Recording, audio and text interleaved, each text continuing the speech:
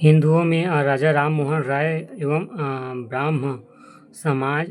राजा राम मोहन राय भारतीय नवजागरण के अग्रदूत और आधुनिक भारत के निर्माता माने जाते हैं। राजा राम मोहन राय संस्कृति, अरबी, फारसी, अंग्रेजी, फ्रेंच, लैटिन, ग्रीक एवं हिब्रू भाषा के ज्ञाता थे।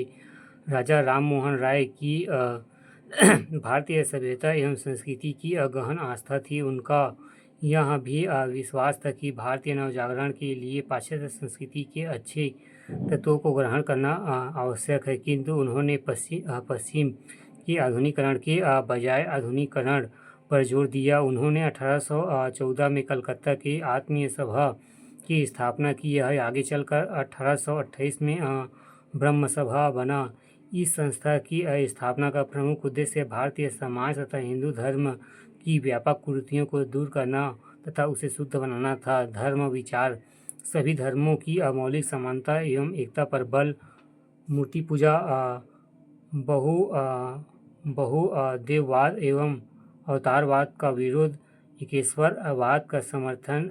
राय ने फारसी की तुहफत उल मुकद्दीन या एकेश्वरवादियों को उपहार, गिफ्ट ऑफ मोमेंटेंस तथा अंग्रेज ने प्रेसिडेंस ऑफ जीसस की रचना की। वेदांत के अध्ययन पर जोर दिया एवं पुराणों की आलोचना, सामाजिक विचार, कर्म आधारित वर्ण व्यवस्था का समर्थन और जाति आधारित विधेय का विरोध। सती प्रथा के अंत 1829 में राय की महत्वपूर्ण भूमिका थी। विधवा पुनर्विवाह एवं विधवाओं की दशा सुधारने पर जोर। उसने प्रथा प्रथा एवं बहुविवाह तथा वेश्यावृत्ति को समाप्त करने, स्त्रियों को शिक्षा दिलवाने तथा उन्हें संपत्ति में अधिकार दिलाने का भी प्रयास किया।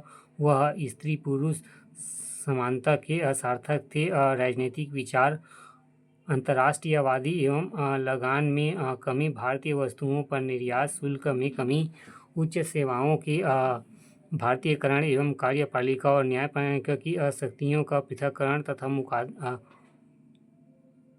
मुकदमों की सुनवाई के लिए जूरी व्यवस्था की मांग, शिक्षा, साहित्य, पत्रकारिता में योगदान, अंग्रेजी माध्यम से आधुनिक शिक्षा के सार्थक, भारतीय सभ्यता संस्कृति के ज्ञान के हिमायती, डेविड हेयर को हिंदू कॉलेज की स्थापना में सहयोग, एंग्लो हिंदू स्कूल एवं वेदांत कॉलेज की स्थापना। राय ने प्राचीन धर्म एवं ग्रंथों में बांग्ला अनुवाद प्रकाशित कराए। उन्होंने एक बांग्ला व्याकरण तैयार किया एवं बांग्ला लेखन की आधुनिक सुरुचिपूर्ण शैली विकसित की। राय को भारतीय पत्रकारिता का अग्रदूत भी कहा जाता है। उन्होंने प्रेस की स्वतंत्रता एवं व्यक्तिगत स्वतंत्रता की मांग की। उन्होंने साप्ताहिक पत्रिका संवाद, कौमुदी एवं मिरातुल अखबार का भी प्रकाशन आरंभ करवाया। राम मोहन राय के बाद ब्रह्म समाज। राय की मृत्यु के पश्चात योग्य नेतृत्व के अभाव में ब्रह्म समाज निष्क्रिय गया। तत्वबोधिनी सभा 1839 में संगठन कर्ता देवेंद्र नाथ टैगोर ने इसकी पुनर्जीवित किया तथा दीक्षा एवं औपचारिक संस्कार चलाते हुए उन्होंने ब्रह्म समाज को आध्यात्मिक भातृत्व संस्था के रूप में परिवर्तित कर दिया। उन्होंने तत्वबोधिनी पत्रिका का प्रकाशन भी किया।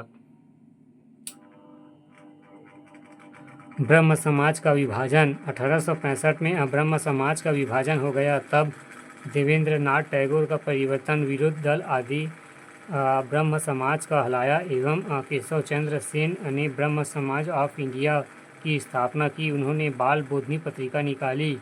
उनके प्रयासों से नेटिव मैरिज एक्ट 1872 पारित हुआ। 1878 में ब्रह्म समाज का पुनः फूट पड़ गई एवं केशव चंद्र सेन से मतभेद रखने वाले असाधारण ब्रह्म समाज स्थापित किया।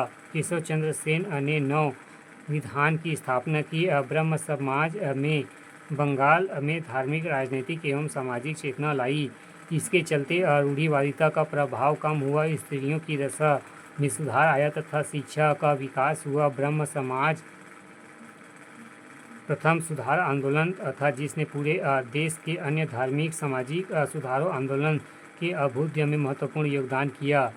बंगाल के अन्य प्रमुख सुधारक ईश्वर चंद्र विद्यासागर के प्रयासों से 1856 में विधवा पुनर्विवाह अधिनियम पारित किया गया। उन्होंने मैरिज ऑफ विंडो ग्रंथ की रचना की। वे बाल विवाह एवं बहुविवाह का विरोध थे। स्त्रियों की शिक्षा के लिए बालिका विद्यालयों की स्थापना करवाई। विद्यासागर ने बांग्ला वर्णमाला की रचना की। बंगाल के आधुनिक गद्य शैली के विकास में सहायता दी। संस्कृत पढ़ाने के लिए नई तकनीक समिति विकसित की तथा निम्न जाति के लोगों को संस्कृत पढ़ाया।